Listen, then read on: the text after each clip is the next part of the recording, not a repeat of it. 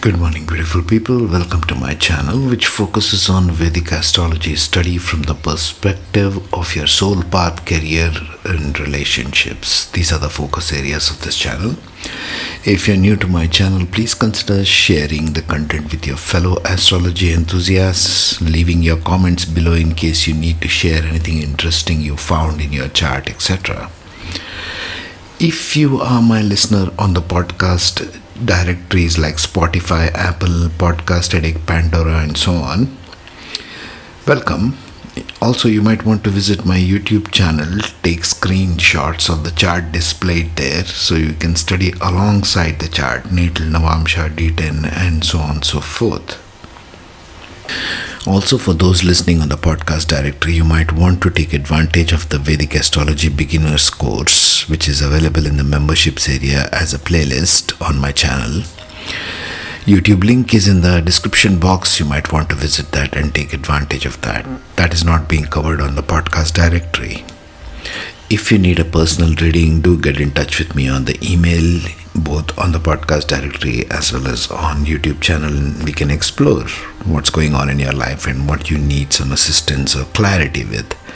You see, the entire purpose, as I see it, of Jyotish and Vedic Astrology is to get clarity in your mind about what's going on in different areas of your life, what your soul path is driving you towards in this lifetime, and where you can apply yourself to the best possible outcomes. Be it in any area of life, we all have different areas of life. Primarily, I focus on soul path, your life path, profession, career, job, business, etc., as well as intimate relationships. And all the podcasts here cover pretty much personality, relationships, and career as the determinants of how you want to engage with the rest of the world.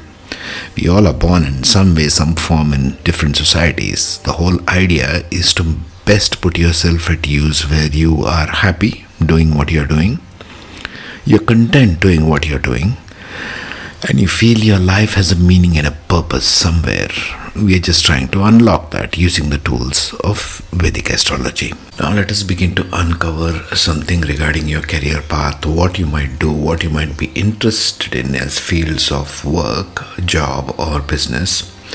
But here we will use the Artha houses, that is to say, the second house, the sixth house, and the 10th house. The three houses which one studies dominantly for career path, business, and so on. Because 2nd, 6th, and 10th houses determine, and the lords of those, whatever is going on in the 2nd house, whatever is going on in the 6th house and 10th house, determine pretty much what your inclination towards career or job or business would be like. 2nd house is your family and your earning wealth, how you earn your wealth. In terms of career, we are speaking here. 6th house stands for your daily routines. What you're doing is daily, because your job or business is pretty much part of a daily routine, isn't it? And 10th house as the success factors, the fame, recognition, and your appearance in the public world, in the world at large, out there, not in your home. Okay? These are the Artha houses, the means of earning a living. We will cover this, number 2, as per each rising sign, right from Aries through Pisces. We shall cover it because the lords of 2nd, 6th, and 10th houses change with every rising sign, isn't it? So we shall cover this. First, begin with the principles of each of the rising signs, cover those first. And then we shall move on to details of case studies, because case studies will reveal something more, obviously, like we just covered the Amatyakaraka series and case studies, isn't it? You have to ground your knowledge with studying in a chart, how it plays out in a chart, because chart has got millions of combinations. So we have to study with respect to case studies, and I shall cover this in the same style as Amatyakaraka, so you're not confused. Number 3, how lords of each of the above is playing out. 2nd house, 6th house, and 10th house, for every rising sign has some lord. Lord of 2nd, Lord of 6th, Lord of 10th. I shall cover how the principles of Lord of each of the above plays out, first as per rising signs in general, and then we shall go on to case studies, because case studies will give a combo. Number 4, in D1 or natal chart, as how it manifests in physical reality. This is the principle. Whatever is in your divisional chart must tally with the natal chart. That's the rule. Okay. So natal chart, since we have already covered this in detail, is always the manifestation of your physical reality. If you want to see something shows up or how it shows up in your physical reality, that's natal chart. So we shall cover that also in the case studies.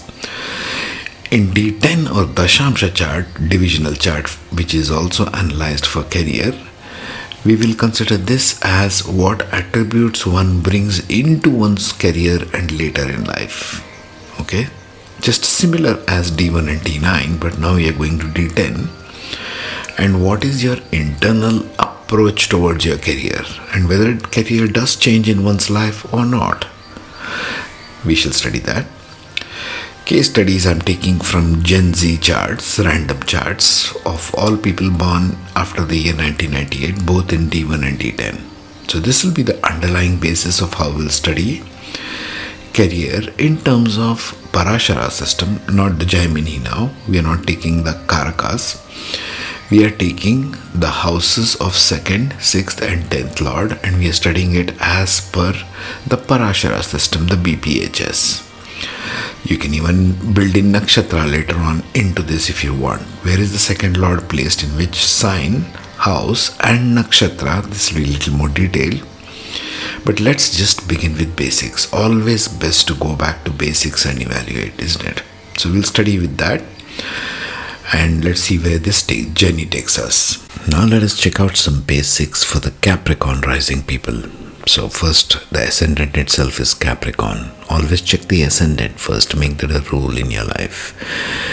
Capricorn Rising means the person is interested in fame all the time. What's occupying the head of a Capricorn Ascendant is invariably what's my position in life? How do the public see me? Because it's a public house. It's a house of the 10th place, isn't it, in a traditional chart. It's ruled by Capricorn. Once that comes into the head, the dominant aspect is, what is my place in the public world? How do people see me as? That's the dominant one. That carries to all areas of life, including the career. But since here we are talking about the career lords, let us see the 2nd Lord, 6th Lord and 10th Lord.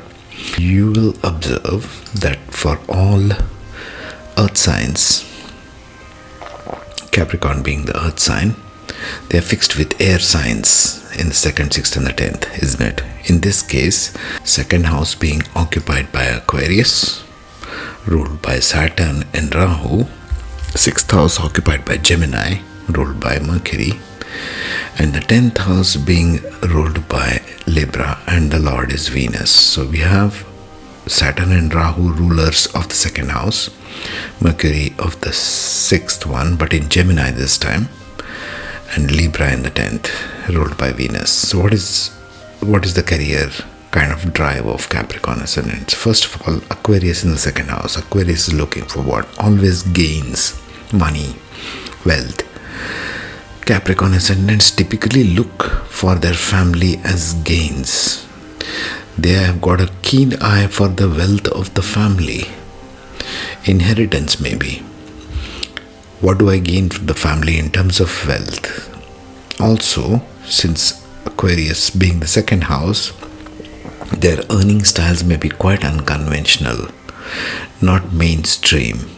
Capricorn Ascendants are driven towards non-mainstream ways of earning money. Their value system, 2nd house being dominantly value system, will be quite unconventional, against the main groove of the society. Everything Aquarius does is against the main groove of the society, against the norms. Aquarius does not obey rules. So the rules being defeated here, their value system will be somewhat unconventional, not mainstream. Now coming to the 6th house, we have Gemini. In the house of daily work, they are very communicative. Gemini is a communication sign.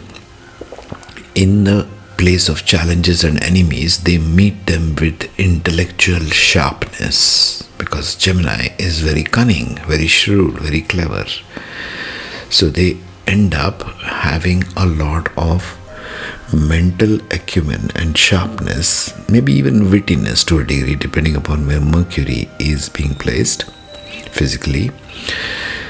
But they use that talent of intellectual examination, study, and therefore manipulation of their enemies, whatever is perceived as enemies for them, but they're using that aspect of them to overcome that. And they will use that also to take it to the 10th house now, which is being ruled by Libra, and governing aspect is Venus. So the career, what they select, will have a lot of choices in them. Libra is a choice point. So when Libra comes in the 10th house for Capricorn Ascendant, they are confused about choices, always making a choice. Should I choose this career or should I choose something else?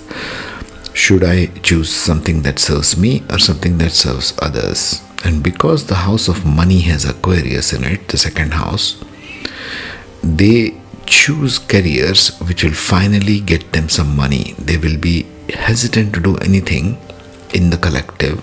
The 10th house is the collective aspect. They will be hesitant to do anything for the collective just for the sake of it. They'll say, what is in it for me? The gain aspect of money is very dominant in Capricorn Ascendants. Venus being in Libra here, it is not looking so much for wealth as much as it is looking for balance, isn't it? Libra is the sign of balance, going inward or outward. So there is a tussle going on between 2nd and 11th house for Libra so far as the public image is concerned, which is very important to them. I'm addressing them from a public image point of view. Now let's see the 2nd, 10th Lord and 6th Lord and see how they play out. Now let us see the rising sign disposition and the 2nd, 6th and the 10th Lord, how they play out. Interestingly, I don't know if you have observed in my previous podcasts also, I have put Capricorn sign or symbol as the crocodile, because this is the original meaning of Makara Rashi. Makara means a crocodile, not necessarily a mountain goat as Western astrology claims. In Vedic astrology, it's a crocodile. So think of reptilian complex here, that kind of a attitude. Being silent, steady, stealth and still, and taking the right opportunity to go in for the kill. That's Capricorn. There's a reason why some animals are portrayed the way they are. Capricorn is the dominant of this. Back to rising sign disposition. Capricorn is disciplined, ambitious, structured. These natives are hardworking, practical and patient, often focused long-term stability and recognition. Why? We're talking about the ascendant here. It's ruled by Saturn. When the ascendant ruler is Saturn, especially only Saturn, Aquarius becomes different. In this case, it becomes slow and steady. They are very cautious people. They tend to evaluate a lot before they take any step forward. It's a Saturnian approach. They approach careers with seriousness and responsibility, willing to put in consistent effort. While they may feel delays or restrictions, their persistence and resilience ensure steady progress towards authority and status. That's what they are seeking. Because it's the 10th and the 1st, their attention will be towards the 10th house, and 10th house is Libra, like I discussed before. Influenced of career lords is so on. Second house is Saturn plus Rahu, like we just spoke of, Aquarius. Second house governs your value system, your wealth, resources and speech. So the speech also becomes unconventional, random, jumping from one topic to another. They're more focused on resources. Their family wealth becomes their dominant aspect, which they are always eyeing on. Saturn makes them disciplined, cautious, long-term focused in financial matters. Family wealth and accumulation of wealth for family, Aquarius in second house, is dominant for them so far as earning means is concerned. Rahu adds ambition, unconventional methods. When we say unconventional, going against the grain of the society and norms of the society. Sometimes sudden shifts in wealth building. So they might change their career path suddenly, taking a course correction midway, kind of. Mentally, this creates strategic, structured thinking, but with openness to innovation. They're always ready to innovate the ways of earning. Second house stands for the way you earn money. What's your approach? What's your value system? Emotionally, financial security is central, though Rahu may cause phases of restlessness and overdrive in pursuing material growth. We just spoke of that. Sixth Lord, Mercury in Gemini, governs daily routines, service, competition, and problem-solving skills.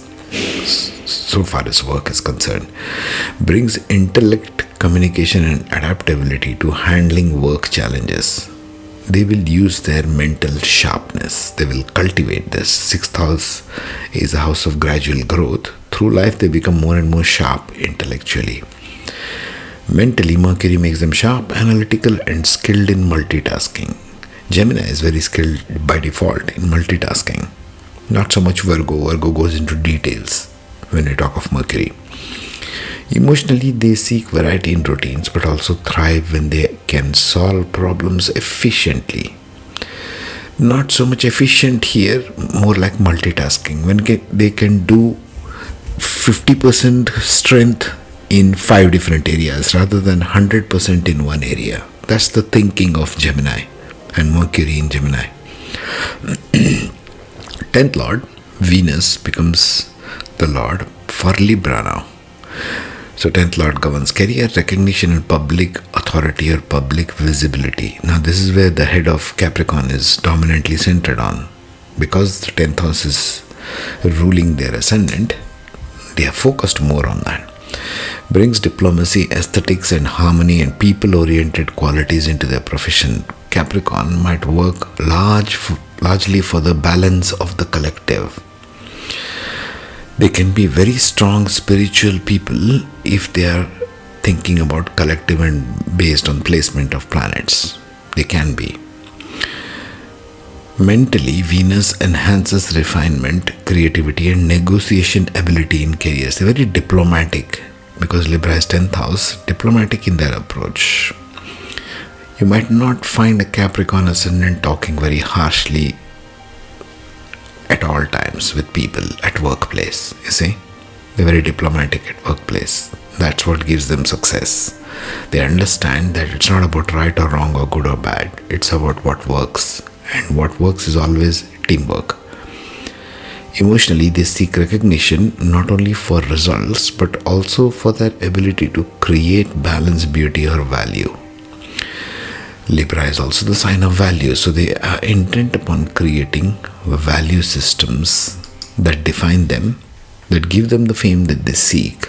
10th house Capricorn in the first house, and therefore progress in their career. It will be slow and steady. Capricorn is ruled by Saturn, so it will be slow and steady. They don't seek anything like a rapid growth, meteorological growth, not like that. Now let's see the collective play of the lords. Collective play of lords for Capricorn Rising. Saturn, of course, it's in the ascendant also. Also Saturn with Rahu in the second house, Aquarius. Mercury as Gemini in the 6th house.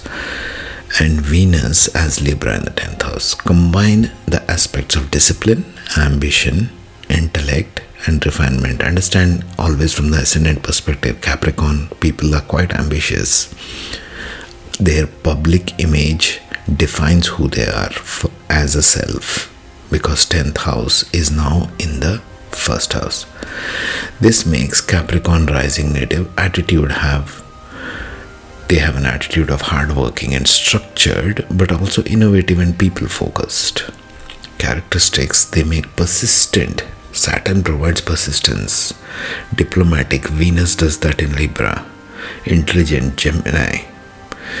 Ambitious and capable of long-term strategic growth, because that's what the ascendant is seeking as Saturn only. Long-term. I want permanent long-term stuff, recognition. Mental style is a mix of cautious planning, Saturn, analytical sharpness, Mercury, and creative diplomacy as Venus in Libra in the 10th. They are driven to achieve authority and recognition. Like I said, Saturn as Capricorn is ruling the ascendant. At times restless because there is Rahu in the second house. Constant restlessness and desire to get gains. That's what will end up defining them. Saturn kind of anchors that, and Saturn also desires gain when it's combined with Rahu. Therefore, I think the ancients have given Saturn plus Rahu as the governing for Aquarius, which is interested in gains, wealth, income. Even long-term dreams, Aquarius is tied to their family values. One more hint there for you. Career outlook for Capricorn Rising with this 2-6-10 combination. They excel in management, depends upon where Jupiter is placed. Law depends upon where Mars is placed. Law can be dominant if Mars is in the 6th house in Gemini. Can make them very sharp lawyers because Mars provides that aggressive fighting attitude. They have to fight it out in courts, isn't it? Lawyers. Diplomacy, especially if Venus is in the 10th. Finance, consulting, sure. Again, Venus with Jupiter can be. Communication-based professions depends where Mercury is placed, especially if Mercury is in its own house in the 6th. That can make it communication-based. Marketing, they can be good at marketing. Unconventional speech, Aquarius in the 2nd. And Mercury in the 6th, right? So they can make. IT professions depends. If there are more planets in the 2nd house, if the 10th Lord Venus is in the 2nd house, they can make creative software, for example. Nowadays with this artificial intelligence, God knows what all they'll be capable of, isn't it? Creative industries, again, depends on Venus. Aquarius is a creative sign, so is Libra. So it depends upon Rahu Ketu placement along with Venus and Moon to define what exactly it is. Or design related leadership roles could be.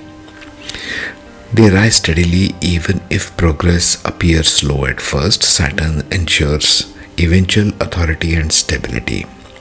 Again, it depends upon where Saturn is sitting. If Saturn goes in the fire signs, it becomes really frustrated. Fire wants to move rapidly. Saturn sits in Aries for a Capricorn Ascendant in the 4th house. It becomes very restless, isn't it? Saturn wants to start all the time something new, but Saturn wants to take it slow. Aries says start something new. So there's a sort of a tussle, that may make it difficult. They may take unconventional career paths. The Rahu influence Aquarius, 2nd house, but ultimately ground them with structure and responsibility. They need to learn, Capricorn Rising, to use their Mercury and Venus properly in order to sort of circumvent the erratic nature of Aquarius. Aquarius is erratic. It is unstable. Always looking for gains is not going to pay off anyone, anytime, isn't it? So the grounding for Capricorn Rising when it comes to career path should be more towards 6th house and 10th house. So look at Mercury and Venus for more grounding. Aquarius keeps wanting endlessly anyway. Balance intellect and refinement with ambition, making them suitable for roles involved in leadership. I wouldn't say so much leadership, I would say more of diplomacy. Libra in the 10th house. Look at where decisions need to be made regarding multiple choices. Libra is always having a problem of choices. So if Saturn sits in Libra, it's exalted for Capricorn Ascendant. So there'll be slow and steady rise in diplomatic careers. That'll be good because Saturn wants to work for the masses. And being the Ascendant Lord in 10th, it'll be good. So you need to see what kind of public engagement they like. And the success rate will be determined by that. Creative problem solving, sure, but depends upon the Mercury, how it's placed and how well that is doing. If Mercury is placed with Rahu, it gives them a very sharp, acute shrewdness, cunning people. Okay? I'll see you in the next with Aquarius Rising. Meanwhile, take care, be safe.